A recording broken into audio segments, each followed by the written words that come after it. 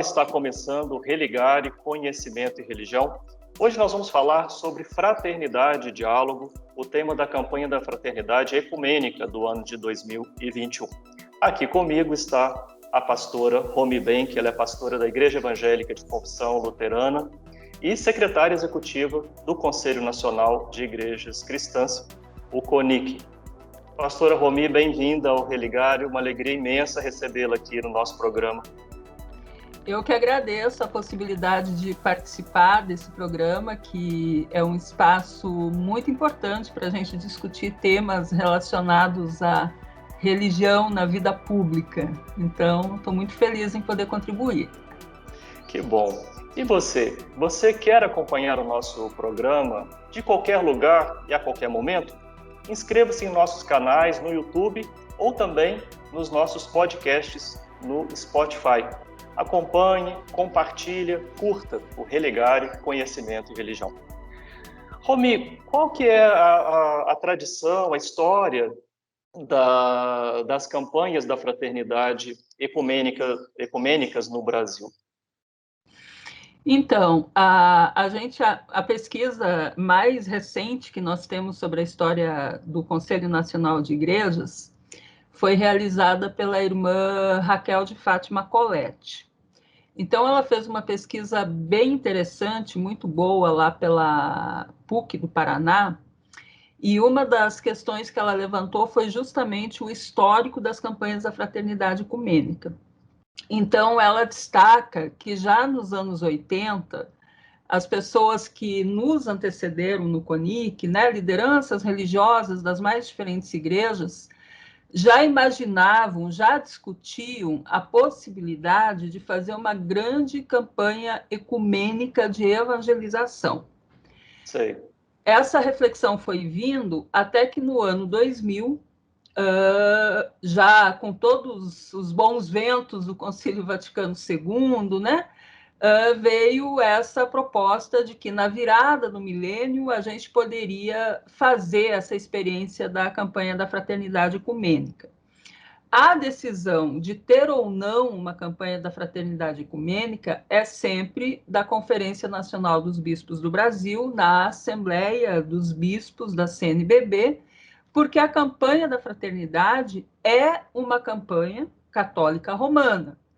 Então, de tempos em tempos, casualmente foi de 5 em 5 anos, ou uma vez só que levou 6 anos para que a campanha viesse ecumenicamente, são os bispos que refletem, que discutem entre si, avaliam sobre a possibilidade da campanha ser ecumênica. Foi assim com o processo da campanha esse ano. Então, a CNBB diz, olha, nós refletimos, estamos entregando a campanha desse ano para que o CONIC prepare ecumenicamente. Aí o CONIC pode dizer se aceita ou não. Mas como o princípio é ecumênico, o CONIC nunca disse não. Sim, né? Sempre aceita, né? Porque é uma grande possibilidade que a gente tem de oferecer um testemunho conjunto para a sociedade brasileira e também para as nossas igrejas. Sim, e é uma campanha, como você disse, né, desde os anos 60, né, tem uma larga tradição aí na história do país, né, de realização dessas campanhas. Romy, uma vez assumido, né, você falou o CONIC, talvez alguma pessoa não saiba o que é esse conselho, né? Como é formado o conselho? Quem compõe o Conselho Nacional das Igrejas Cristãs? Então, o CONIC, o ano que vem, ele vai fazer 40 anos. Ele surgiu no Rio Grande do Sul, Sim. mais especificamente na cidade de Porto Alegre, porque no Rio Grande do Sul a presença católico-luterana é muito forte.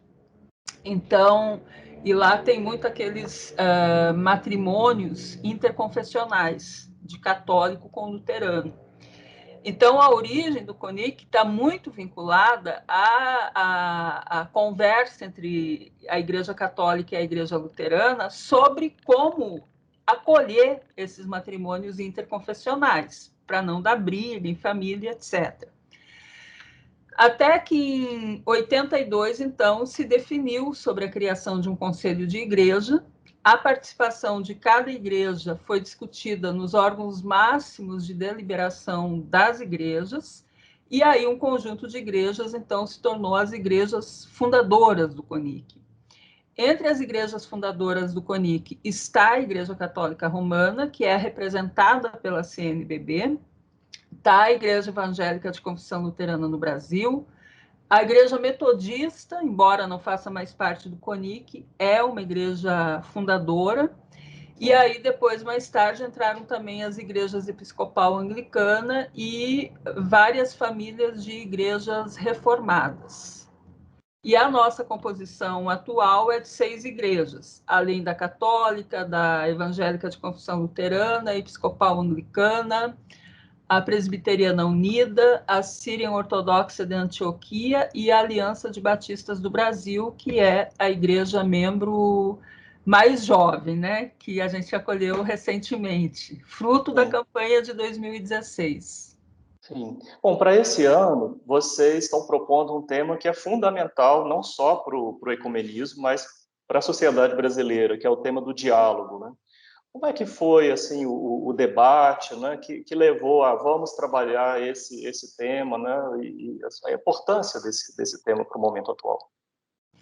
Então, desde que esse tema foi apresentado, essa campanha, né, foi apresentada para o CONIC, uma das questões assim que imediatamente surgiu era da importância da campanha reforçar o ecumenismo, e não tem como reforçar o ecumenismo sem a perspectiva do diálogo.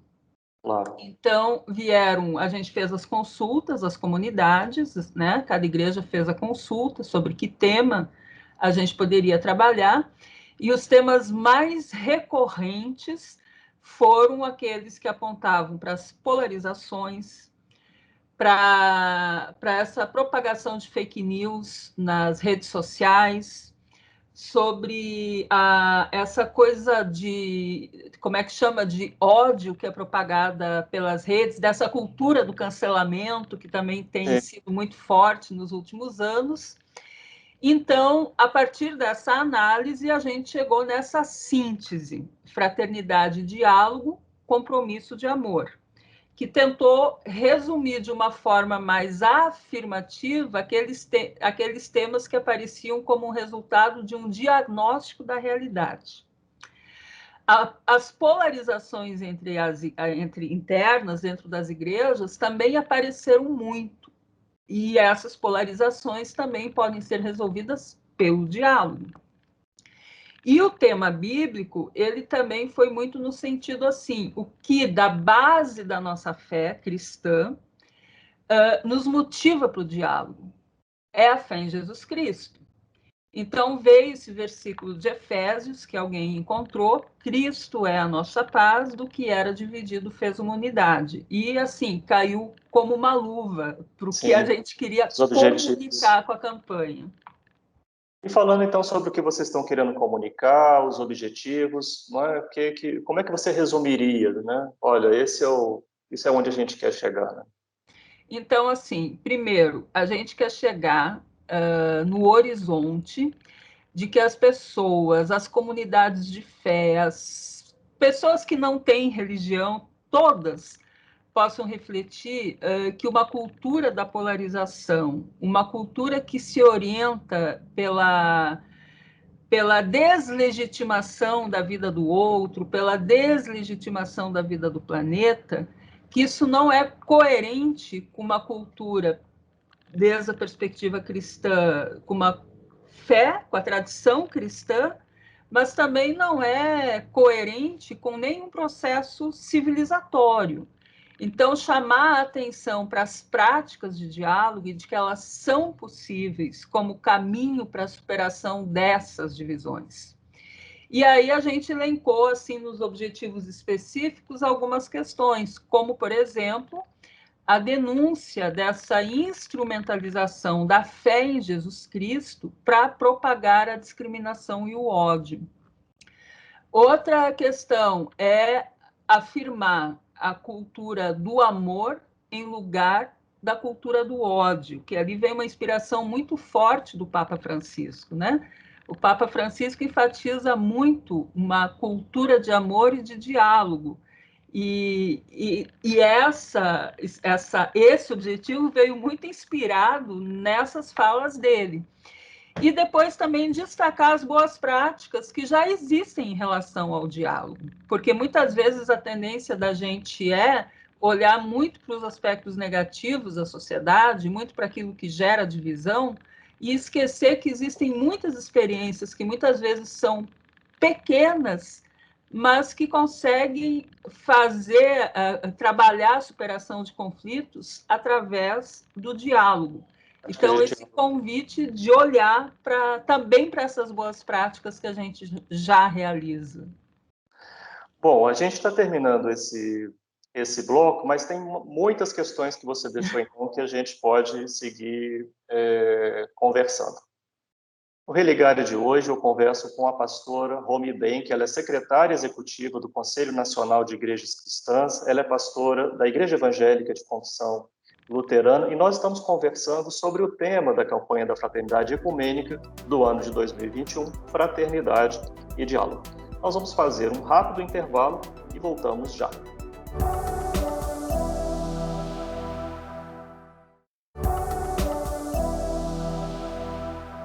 Estamos de volta com o Religare, Conhecimento e Religião.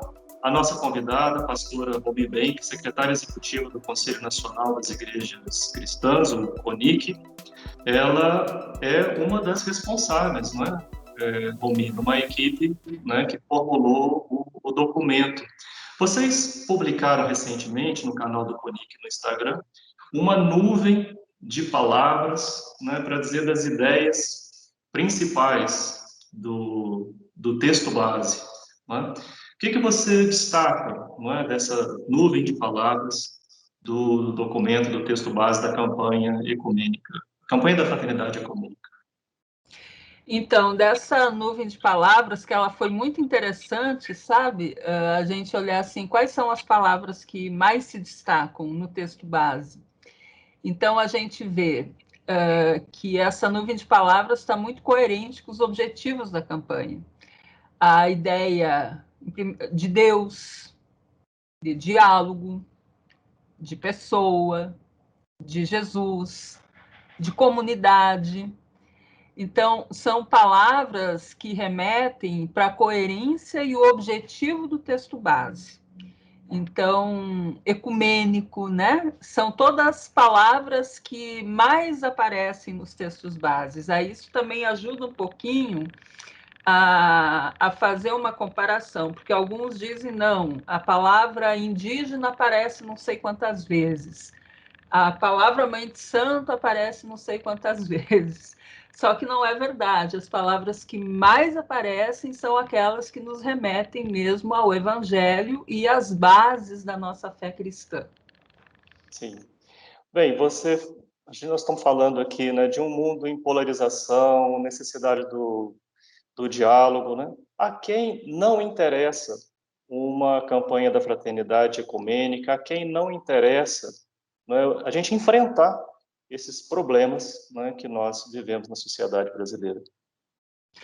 Pois é, essa é uma das questões que eu mais tenho refletido nos últimos dias, porque jamais foi colocado no horizonte dessa campanha, pela comissão que preparou a campanha, que a própria campanha seria uma vitrine de ataque, como ela tem sido.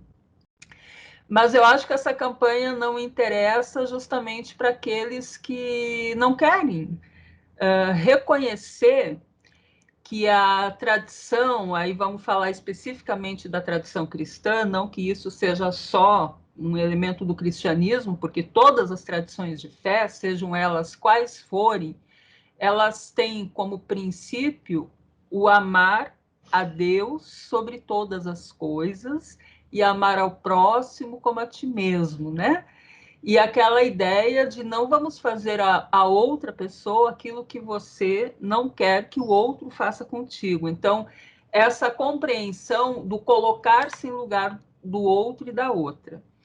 Eu compreendo que quem ataca essa campanha está dizendo o seguinte, olha, eu não quero dialogar, eu não quero me colocar no lugar de ninguém, Eu não quero pensar no papel do Jesus histórico, porque a gente fala muito no texto base sobre esse Jesus histórico, porque o que a gente quer é remeter à prática de Jesus como um ser do seu tempo, que é ali que está a nossa inspiração maior para a fé. E, assim, eu respeito as posições contrárias, as posições controversas, eu não tenho problema nenhum com quem quer pensar diferente, com quem não quer participar da campanha, as pessoas são livres. Agora, o que é muito complicado é quando eu não concordo com a outra coisa, com algo, né? Ao invés de apresentar argumentos, eu começo a cair no nível das ofensas, das calúnias, das injúrias. Isso eu acho que não é nem um pouco cristão, né? A gente ter divergências de opiniões é muito importante, por isso que a gente está numa democracia, né? Agora, o fato de um pensar diferente do outro não pode ser motivo de agressão. Sim. Romi, primeiro, antes da gente seguir, eu quero dizer, assim, prestar a máxima solidariedade, né, a você e a toda a equipe, né, nesse momento difícil que vocês estão passando, tendo que responder, né, a questões que nós nem podíamos imaginar que fosse aparecer, né, em oposição a esse projeto, né, da campanha da Fraternidade Ecumênica, nesse tema, né, que é a fraternidade cristã.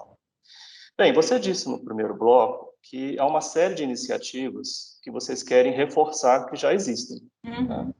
Então, que iniciativas, né, vocês já identificam, né, no âmbito do ecumenismo, né, que já poderiam ser realçadas, né, e mais difundidas entre as comunidades?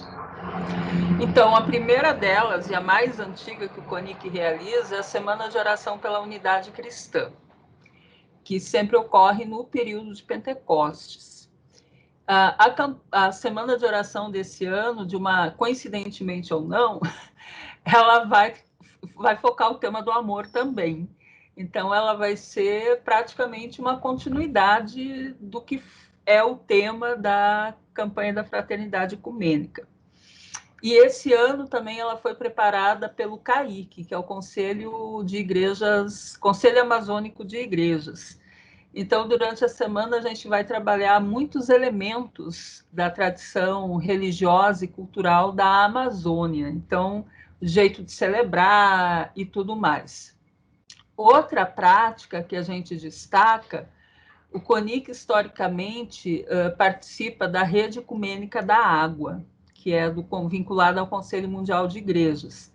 Então, a gente tem, como igrejas, feito um trabalho muito interessante de trabalhar a água como um bem comum e, portanto, o acesso à água potável é um direito de todas as pessoas e deve ser garantia do Estado.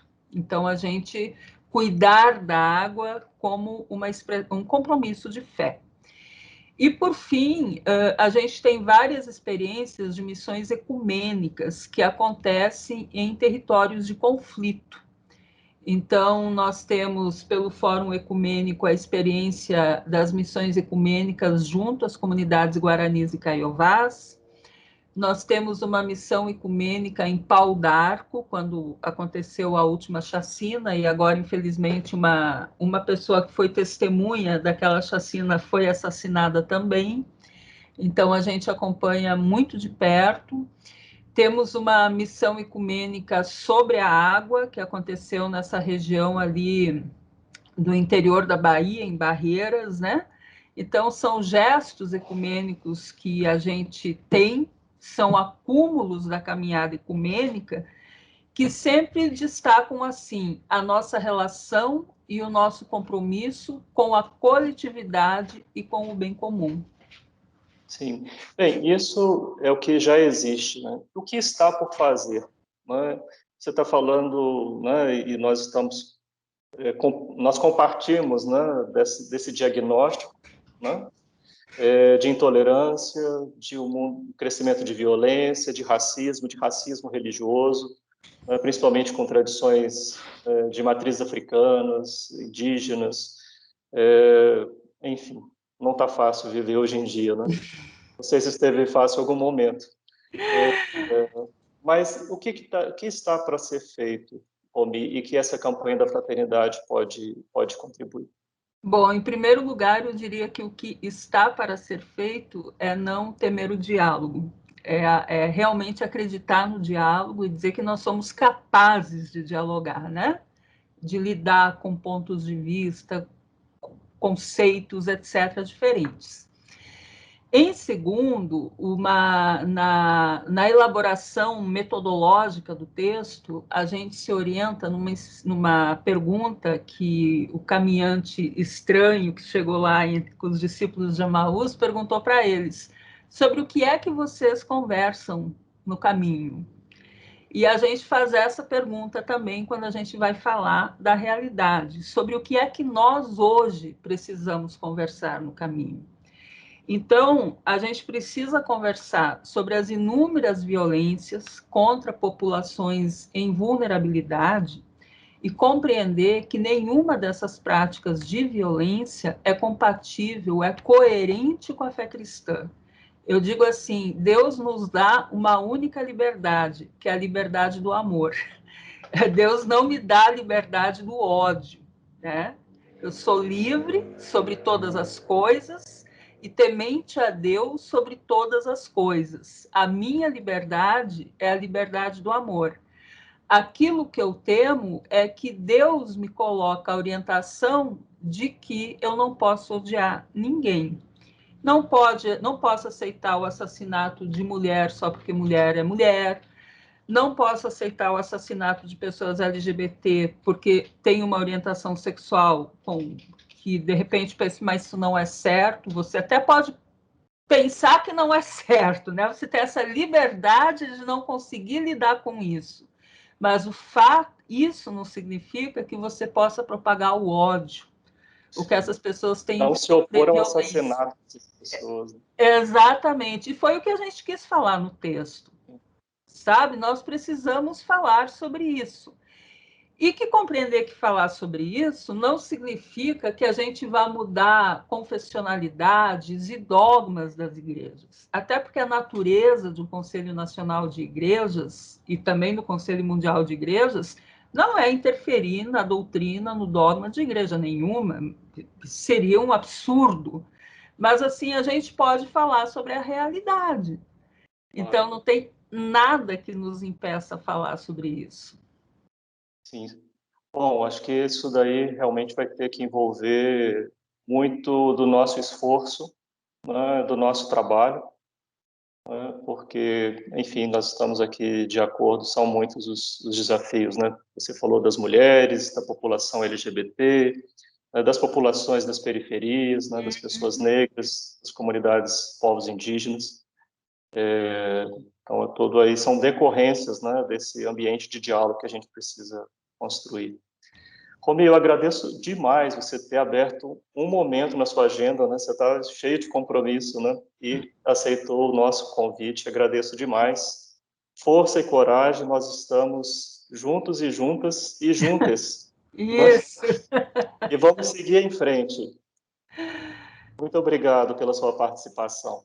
Eu que agradeço. Um grande abraço para ti e também para todas as pessoas que te acompanham. Sim. E salve o diálogo. Salve o diálogo.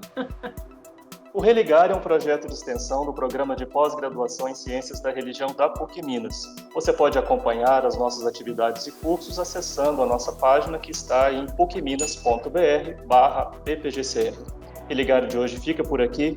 Um abraço muito cordial e até a próxima semana com um novo Religar, Conhecimento e Religião.